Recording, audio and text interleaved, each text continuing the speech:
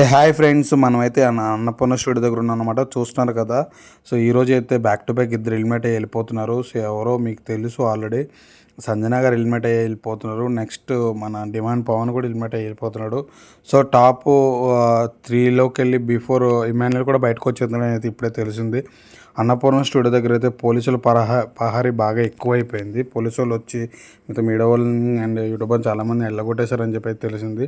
నేను ఇప్పుడే వెళ్ళిన. సో చూస్తున్నా కదా, ఈ బిగ్ బాస్ 9 ఈ విధంగా జరుగుతుంది. రేపు అయితే భారీ ఎత్తున అయితే మనకి ఇక్కడ క్యారీ గేట్లు ఇవన్నీ పెట్టేసి అయితే క్లోజ్ చేస్తారనమాట. సో మీకు ఎలా అనిపించింది ఈసారి బిగ్ బాస్ కమెంట్ చేయండి. సో చాలామంది తనుజ విన్నర్ అంటున్నారు, కొంతమంది ఆర్మీ పవన్ కళ్యాణ్ విన్నర్ అయితే అని అంటున్నారు. సో విన్నర్ ఎవరైనా ఇంకా క్లియర్గా ఎవరికి కూడా తెలియదు అనమాట. అది సస్పెన్స్లో అయితే ఉంది. సో మీ పాయింట్ ఆఫ్లో ఎవరు విన్నర్ అవుతారని మీకు తెలిసింది అయితే కామెంట్ రూపంలో కమెంట్ చేయండి ఫ్రెండ్స్. అండ్ సబ్స్క్రైబ్ చేయడం ప్లీజ్ సబ్స్క్రైబ్ చేయండి. అన్నపూర్ణ స్టూడియో మొత్తం నిర్మానుష్యం అయిపోయింది, గల్లీ మొత్తం. అదే ఎలిమినేషన్ బిఫోర్ 2 డేస్లో చాలా హల్చల్ ఉంటుంది, లైవ్లు ఉంటాయి, ఇవన్నీ ఉంటాయి.